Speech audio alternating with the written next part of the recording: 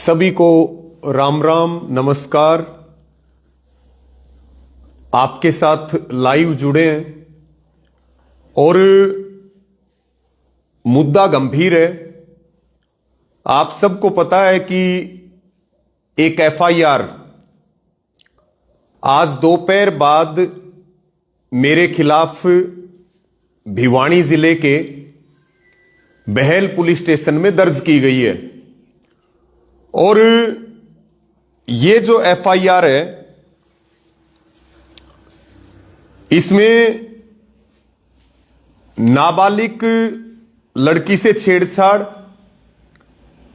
SC ST act, POCSO की धारा और जान से मारने की धमकी, यानी कि बहल पुलिस स्टेशन में, भिवानी डिस्ट्रिक्ट के बहल पुलिस स्टेशन में जो दोपहर बाद मेरे ऊपर गंभीर धाराओं में जो एफआईआर हुई है, जिसमें मुख्य तौर पे 3-4 चीजें, इसमें पोस्को एक्ट लगाया गया है, इसमें दलित लड़की से छेड़छाड़ की धारा लगाई गई है, इसमें जान से मारने की धमकी की धारा लगाई गई है और दलित नाबालिग लड़की के पिता की शिकायत के ऊपर यह मामला दर्ज हुआ है। एससी एसटी एक्ट की धारा 3/2 वीए, जुवेनाइल एक्ट 12(8), बीएनएस की धारा 137, 140/3, 3/5, 351/2, 62, 75/2, 96 के तहत यह मामला दर्ज हुआ है। रवि आजाद एवं 2-3 अन्य पर मामला यह दर्ज हुआ है। साथियों, हम कल भी लाइव आए थे और अभी देर रात जो लाइव आए हैं, लाइव आने का मुद्दा यही है कि इस पूरी एफआईआर के ऊपर और जो 8 दिसंबर के बाद आज 12 दिसंबर तक जिस तरह के घटनाक्रम चले हैं, मुझे यह बात कहते हुए बहुत अफसोस है कि भाई पूर्व मंत्री जेपी दलाल अगर चुनाव आ रहा है तो उसके कर्म के कारण आ रहा है और चुनाव लोहारू की जनता ने हराया है। अगर हम 350 करोड़ बीमा क्लेम के घोटाले के खिलाफ आवाज उठा रहे हैं तो उसमें सीधे तौर पर जेपी दलाल की इन्वॉल्वमेंट है।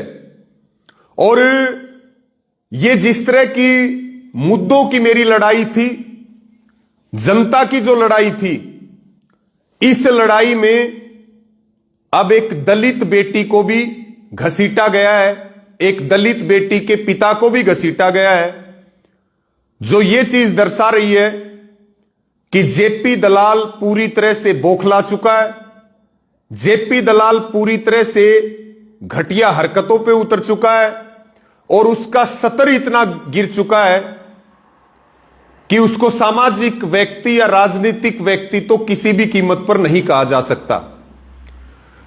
मैं अपनी बात को आगे बढ़ाऊं उससे पहले मैं आपको बताऊं, कल भी हमने इस बात को लाइव में बताया था कि 8 दिसंबर की रात को मैं अपने घर था और मेरे साथी गाड़ी लेकर के गए थे कि भाई ठंड भी ज्यादा हो रही है, रात को लेट भी हो रहे हैं, एक शादी में भी जाना है और उसके बाद फिर हम घर चले जाएंगे और सुबह हम जल्दी आ जाएंगे।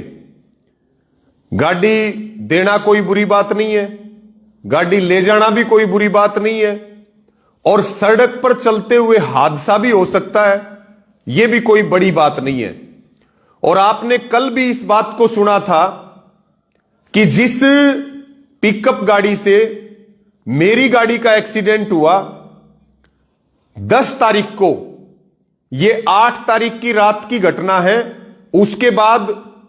उसके बाद ये इसको यहीं से करो, मैं नहीं कर सकता उसको। तो मैं आपको यह कह रहा था कि भाई 8 तारीख की रात को यह घटना घटी और 9 तारीख को यह मामला जेपी दलाल पूर्व मंत्री और उसके जो लोग हैं उनके हाथ लगा और 10 तारीख को शाम को 6 बजे जिस भाई की पिकअप गाड़ी थी अनिल ठाकन जो गांव हरियावास का है, जो एसएचओ और पुलिसकर्मी है, वो उसी गांव के पूर्व सरपंच के ऑफिस पे होते हैं। पूर्व सरपंच भी अपने ऑफिस पे होता है और वो इस भाई अनिल को बुलाता है कि भाई रवि आजाद ने तेरे खिलाफ मामला दर्ज करवा दिया है और तू मेरे ऑफिस पे आ जा और तू ये कह देना कि रवि आजाद भी गाड़ी में था, लड़की भी गाड़ी में थी और शराब भी गाड़ी में थी और तेरे को हम 15 लाख रुपए भी दिला देंगे। ये बात आपने पिकअप ड्राइवर अनिल के मुंह से कल भी लाइव में सुना था। और वो फिर वहां पर आता है और वो कहता है भाई मैं रवि आजाद को जानता हूं, रवि आजाद नहीं था और मैं ये गलत काम नहीं करूंगा। तो फिर उस गांव का पूर्व सरपंच जो जेपी दलाल का राइट हैंड है, ये सारी बात हरियावास गांव को पता है, ये सारी बात सतगामा को पता है। फिर यही जो पूर्व सरपंच है पुलिस की मौजूदगी में पहले से एक दरखास्त तैयार की हुई होती है जिसमें जान से मारने की धमकी, लड़की, शराब, इस तरह की चीजें उसके अंदर लिखी हुई होती हैं और ये कह करके साइन करवाते हैं कि रवि आजाद ने तेरे खिलाफ एफआईआर करवाई है, तुझे अगर बचना है तो तू इस कागज पे साइन कर दे। 8:17 पे यानी कि 10 तारीख को 8:17 के ऊपर ये एफआईआर दर्ज होती है और उसके बाद जब उसके फोन में मैसेज आता है तो फिर वो गांव में लोगों से संपर्क करता है। फिर वो बताते हैं कि ये तो तेरी तरफ से एफआईआर होगी। फिर वो कहता है मैंने तो कोई एफआईआर नहीं करवाई थी, एफआईआर करवानी होती तो रवि आजाद करवाता, उसकी गाड़ी का नुकसान हुआ है इतना बड़ा।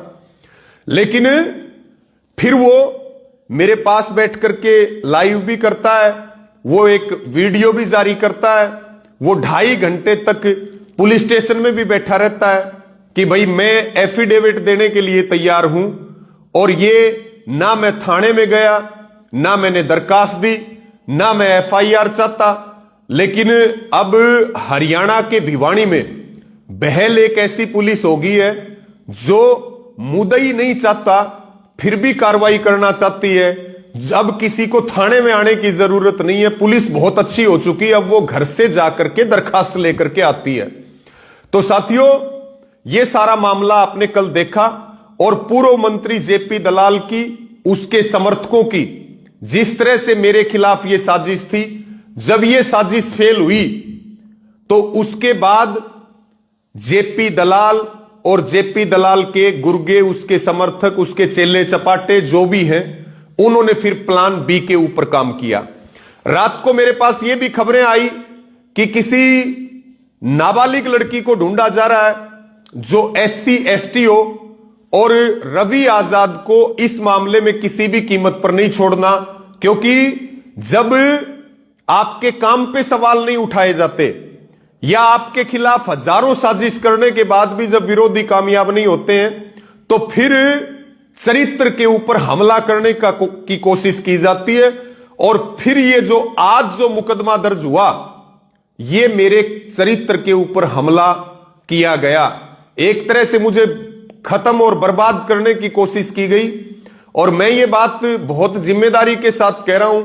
आज सुबह से जैसे सूचनाएं मिल रही थी कि भाई बहल के पुलिस स्टेशन में जेपी दलाल के जो गुर्गे हैं उन्होंने डेरा डाल रखा है और दोपहर होते होते जब मैं ला के पेपर में बैठा था चिड़ावा में, उस समय मेरे पास ये खबर आई कि भाई आपके खिलाफ मुकदमा दर्ज हो गया। मैं उसी समय पेपर छोड़ करके बाहर निकला, लगभग 1 घंटा मुझे बैठे हुए हुआ था और फिर मैंने बाहर आकर के इस विषय में बात की और उसके बाद जितने भी भाइयों के, जितने भी साथियों के फोन आए, सबसे मैंने बात करके बताई। कुछ भाइयों ने मुझे कहा कि आप अंडरग्राउंड हो जाओ, कुछ ने कहा आप फोन बंद कर दो। मैंने कहा भाई जब मैंने कोई अपराध ही नहीं किया, जब मेरा कोई दोष ही नहीं है, तो फिर मैं क्यों छुपूं और क्यों अपना फोन बंद करूं।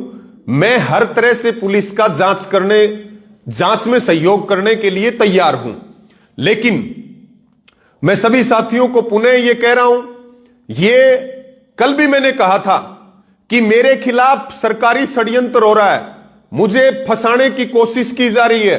मनीषा के आंदोलन में जब ये लोग, इनकी साजिश फेल हुई, तो अब इन्होंने दोबारा से मेरे चरित्र पर हमला करने के लिए ये सारे प्रयास किए। सारे भाई इस लाइव को शेयर जरूर करें, क्योंकि जिस हिसाब से मीडिया में मुद्दा वायरल हो रहा है, जिस हिसाब से मीडिया में खबरें चल रही हैं, जिस हिसाब से मेरी छवि को खराब करने की कोशिश की जा रही है, मुझे इस रास्ते से रोकने के लिए, क्योंकि वो जेपी दलाल बैठा और वो सरकार बैठी, कौन से सरकार ने वो हथकंडे नहीं अपनाए मेरी जुबान चुप करने के लिए, और कौन से हथकंडे जेपी दलाल ने नहीं अपनाए। 11 साल में जेपी दलाल ने कोई कोर कसर मेरे खिलाफ नहीं छोड़ी। जो वो कर सकता था वो कर रहा है, और अब एक दलित बेटी को ला करके और एक दलित बेटी का राजनीतिक प्रयोग ये आदमी करना चाहता है। इससे ज्यादा कोई गिर सकता है, मैं तो सपने में भी नहीं सोच सकता था। ये तो पता था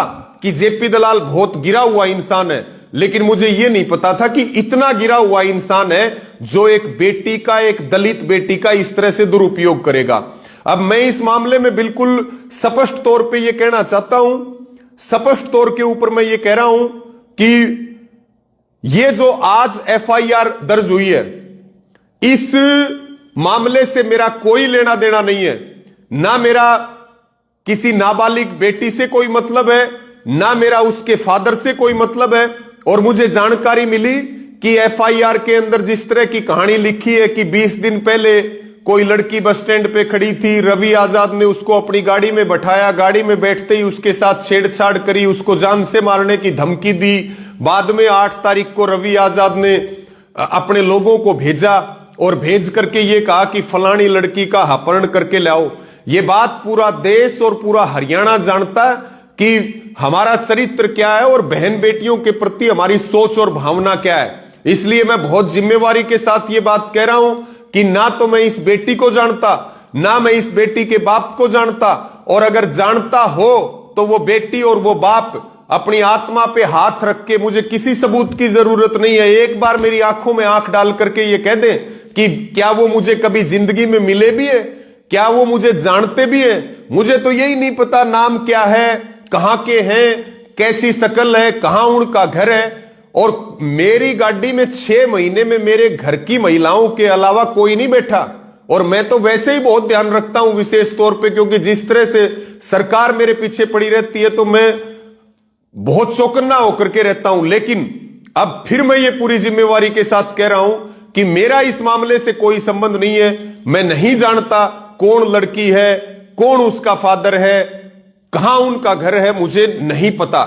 ये केवल और केवल मेरे से राजनीतिक दुर्भावना का बदला लेने के लिए, और बिल्कुल मैं इस बात को स्पष्ट कर रहा हूं कि सीधे तौर पे पूर्व मंत्री जेपी दलाल जिम्मेवार है, उसके लोग जिम्मेवार हैं। और मैं सरकार को भी ये कहूंगा कि अगर सरकार इस पूरी घटना में अगर शामिल नहीं है तो हरियाणा की सरकार को यह बात बिल्कुल स्पष्ट रूप से क्लियर करनी चाहिए कि उनका एक पूर्व मंत्री और सरकार का मौके पे प्रतिनिधि किस तरह से दुर्भावना से मेरे खिलाफ काम कर रहा है। यह बात सरकार को भी स्पष्ट करनी चाहिए। दूसरी बात मैं ये भी कहता हूं कि भाई नार्को टेस्ट करवाओ, उस दलित लड़की का भी नार्को टेस्ट करवाओ, उसके फादर का भी नार्को टेस्ट करवाओ, और मेरा भी नार्को टेस्ट करवाओ। और अगर कोई भी मेरा दोस्त मिलता है तो मैं इस बात को पूरी जिम्मेदारी के साथ कह रहा हूं कि मुझे जो है किसी कानून, पुलिस की या न्यायालय से सजा सुनाने की जरूरत नहीं है। यह समाज से मुझे फांसी पे लटका दे, अगर 1000 किलोमीटर तक भी अगर मेरा कोई दोस्त और मेरी कोई इन्वॉल्वमेंट इसके अंदर साबित कर दे, किस तरह से जो है, जहां मैं सपने में भी नहीं सोच सकता कि ऐसी कोई साजिश हो सकती है, और फिर इस प्रकार से एक दलित बेटी को बीच में ला करके।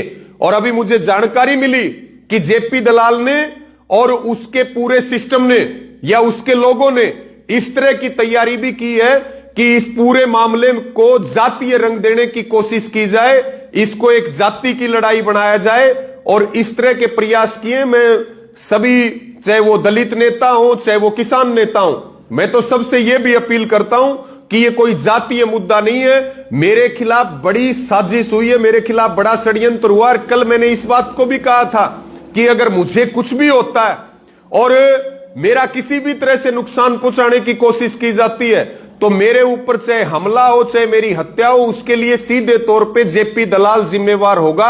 ये बात सरकार और प्रशासन को बिल्कुल गंभीरता से लेने की जरूरत है। और यह भी मैं मांग कर रहा हूं सरकार से कि इसकी सीबीआई की जांच होनी चाहिए, सीबीआई जांच हो इसकी, और दूध का दूध और पानी का पानी होना चाहिए। क्योंकि अब यह नहीं पता कि क्योंकि ना तो मैं छुपा हुआ, ना मैंने फोन बंद कर रखा है, ना मैं अपने घर से कहीं दूर हूं। अब भी मैं ये बात कह रहा हूं क्योंकि मेरी गिरफ्तारी तो इतना दबाव है सिस्टम का कि मेरी गिरफ्तारी तो किसी भी समय हो सकती है, और हो जाए मुझे कोई दिक्कत नहीं है। क्योंकि जब मैंने गलत काम नहीं किया, जब मैं किसी गलत काम में इन्वॉल्व नहीं हूं, और जब हमने पूरी जिंदगी इस काम में लगा रखी है, तो हम इस तरह की हल्की हरकत करेंगे? ये कैसे विचार किया जा सकता है? एक एक आदमी इस बात को जानता है। इसके साथ में मैं ये भी कहना चाहूंगा, सरकार जो घबराई हुई है, या मैं जेपी दलाल की बात करूं, अगर सरकार इन्वॉल्व नहीं है तो सरकार अपना स्टैंड क्लियर कर दे। लेकिन जो नए संगठन की तैयारियां चल रही है, 350 करोड़ के बीमा क्लेम के घोटाले का जो आंदोलन चल रहा है लुहारू में, और उसके साथ में जो इलेक्शन के हार की टीस है, वो सीधे तौर पर जो है जेपी दलाल ये सब काम उसी के लिए कर रहा है। और भाई जेपी दलाल के पास धन भी बहुत है, और धन भी कमाया हुआ नहीं है, लूटा हुआ है किसी का। तो भाई वो तो पता नहीं भाई कितने लोग ऐसे होंगे इस समाज में जिनकी पैसे से गर्दन नहीं टूटती होगी। कितने लोग ऐसे हैं जो अपने स्टैंड के ऊपर मजबूत रहते हैं। इसमें सारा घाल मेल किस तरीके से किया गया है ये तो जांच के बाद पता चलेगा। लेकिन सभी साथी इस लाइव को शेयर करते रहे, और मैं एक एक बात बहुत जिम्मेवारी के साथ कह रहा हूं। और मैं ये भी कह रहा हूं कि हमें चाहे फांसी पर लटकाओ, लेकिन जिस तरह की हरकत जेपी दलाल ने की है, जिस तरह का दबाव जेपी दलाल ने दिया है, इस पूरी घटना से जुड़े हुए लोग इतने दबाव में हैं। जिस भाई ने कल मेरे पक्ष में बयान दिए थे, उसने भी कहा कि इतना दबाव दिया जा रहा है, जो उस गाड़ी में साथी मौजूद थे उनके परिवारों पर दबाव दिया जा रहा है। इस बात को सरकार और प्रशासन भी नोट करे कि इस पूरी घटना से जुड़े हुए किसी भी व्यक्ति ने दबाव में आकर के कोई गलत कदम उठाया, कोई अप्रिय घटना हुई, कोई आत्महत्या हुई, तो सीधे तौर पर उसके लिए सरकार और प्रशासन जिम्मेदार होगा। और कल भी हमने ये मांग की थी कि जो पुलिसकर्मी दोषी हैं, जो खुद दरखास्त बना करके लेके आए, झूठ बोल करके साइन करवा के लेके आए, इतने घंटे बीतने के बाद भी उन पुलिसकर्मियों के ऊपर किसी तरह की कोई कार्रवाई नहीं हुई। और यह बात मैं बिल्कुल डंके की चोट पे कह रहा हूं, जिस बेटी का नाम लिया जा रहा है, जिसके फादर का नाम लिया जा रहा है, मैं उनसे जिंदगी में कभी नहीं मिला, मैं जानता ही नहीं, और वो मेरी आंखों में आंख डाल करके कह दें। इसलिए लास्ट में मैं सबको यह भी अपील करता हूं कि यह एक गंभीर मामला, अगर इसी तरीके से फंसाया गया तो कौन समाज में आवाज उठाएगा और कौन लड़ाई लड़ेगा। मैं सभी किसान नेताओं से, सभी किसान संगठनों से और जो समाज है उससे यह अपील करता हूं कि इस मुद्दे के ऊपर महापंचायत बुलानी चाहिए, और दूध का दूध और पानी का पानी करना चाहिए। और अगर रवि आजाद का किसी प्रकार का कोई दोष मिलता है तो मैं ये बात, मैं कहीं नहीं जाऊंगा, मुझे जहां बुलाया जाएगा, मैं ना तो छुपा हुआ हूं, ना मैंने फोन बंद कर रखा है। पुलिस मुझे आधी रात बुला सकती है, मैं जांच में सहयोग करने के लिए तैयार हूं। निष्पक्ष जांच होनी चाहिए, पॉलिटिकल प्रेशर में जांच नहीं होनी चाहिए। जब मुझे जेपी दलाल रोक नहीं पाया 11 साल में, तो अब इतनी घटिया हरकतों के ऊपर आया कि बेटी जैसे आरोप लगा दिए। गिरने की कोई हद होती है, कोई स्तर होता है। युद्ध भी होता है दो देशों में, दो पक्षों में लड़ाई भी होती है, लेकिन उसकी भी मर्यादाएं होती हैं। लेकिन जेपी दलाल ने सारी मर्यादाओं को तार तार कर दिया। और ये बात जेपी दलाल को हम कह दे, ये जिस तरह की घटिया हरकत करी है, ये तेरे ताबूत में कील ठोकने का काम करेगी। अब तक तो लुहारू ने तुझे हराया था, लेकिन जिस तरह की तू घटिया हरकत कर रहा है, तेरी लुहारू वाले लुहारू में एंट्री भी बैन करेंगे। और ये जो जिस तरह से ये गुर्गे घूम रहे हैं और गुर्गे काम कर रहे हैं, ये जेपी दलाल को विचार करने की जरूरत है। और मैं ज्यादा ना कहते हुए पुनः इन्हीं सब बातों के साथ अपनी बात को पूरा करूंगा कि ये केवल और केवल राजनीतिक षड्यंत्र है। मेरा इस मामले से 1000 किलोमीटर तक भी लेन देन नहीं है किसी प्रकार का, ना मेरा डायरेक्ट है ना मेरा कोई इनडायरेक्ट है। और इस बात को निष्पक्ष जांच हो, और मैं तो चाहूंगा जांच सीबीआई से हो, नार्को टेस्ट लड़की का भी हो, लड़की के बाप का भी, और रवि आजाद का भी हो, और इस मुद्दे पे महापंचायत भी हो। कहीं ना मैं छुपा हुआ ना मैं कहीं भागा, आधी रात को पुलिस बुला ले, जांच में हर तरह के सहयोग के लिए तैयार है। लेकिन हम सरकार को और जेपी दलाल को यह बात बिल्कुल स्पष्ट रूप से कहना चाहते हैं, चाहे गोली मारो, चाहे फांसी लटकाओ, चाहे जेल में भेजो, चाहे झूठे मुकदमे दर्ज करो, चाहे जो करो, लेकिन ये जो किसान मजदूर और पीड़ित के लिए हमारी आवाज है, ये जब तक दम में दम है तब तक हम आवाज भी उठाएंगे, लड़ाई भी लड़ेंगे। और मुझे जो खत्म करने की साजिश चल रही है, इसमें केवल और केवल जनता, किसान, मजदूर, नौजवान, मेरी माताएं बहनें, वही मेरी ताकत है। मेरे पास ना पावर है, ना मेरे पास पैसा है, ना मेरे पास पद है। मेरी ताकत केवल और केवल आप लोग हैं। आप निष्पक्षता से इस मामले को देखिए। मैं पूरी जिम्मेदारी के साथ इस बात को कह रहा हूं कि मेरा कोई रोल नहीं है, और मुझे बेवजह मुझे बदनाम करने के लिए, बेवजह मुझे तंग करने के लिए आए तीसरे और चौथे दिन मेरे साथ कहीं ना कहीं इस तरह की घटनाएं घट रही है। और अब की बार जो घटना घटी है वो तो सारे रिकॉर्ड तोड़ दिए उसने। और मेरा भी कुछ होता है या इस घटना से जुड़े हुए लोगों कोई सुसाइड करता है तो सीधे तौर पे शासन प्रशासन जिम्मेवार होगा। और मेरे साथ कोई है फिर ये घटना अगर घटती है तो आज इस बात को मैं कह के जा रहा हूं, मेरी साथ कोई है फिर ये घटना हो, चाहे हत्या हो, कुछ भी हो, हमला हो, सीधे तौर पे जेपी दलाल इसके लिए जिम्मेवार होगा, और जेपी दलाल के खिलाफ ही कार्रवाई होनी चाहिए। आपने मुझे सुना, आपके जो जो सवाल हो आप कमेंट में लिखिए, और इस वीडियो को, इस लाइव को आप ज्यादा से ज्यादा शेयर करें। और आगे जिस प्रकार की भी जांच और जो भी बात होगी वो आप तक मिलती रहेगी। लेकिन मेरी ताकत आप हो, मेरा सहारा आप हो, और मैं आपके सामने हूं, और मैं जनता के दरबार में हूं। आपको फैसला करना है कि क्या हम कोई गलत काम कर रहे हैं किसान मजदूर की लड़ाई लड़के, क्या हम किसी पीड़ित के साथ होकर के गलत काम कर रहे हैं। जो मुझे इस तरह से सताया जा रहा है, इस तरह से परेशान किया जा रहा है, इस तरह से मेरे ऊपर हमले किए जा रहे हैं, इस तरह से मेरे चरित्र पे दाग लगाने की कोशिश की जा रही है, इन सब बातों के ऊपर आप जरूर विचार करें। आपने मुझे सुना, उसके लिए आपका धन्यवाद। इस लाइव को सभी शेयर करें। सभी को जय जवान जय किसान।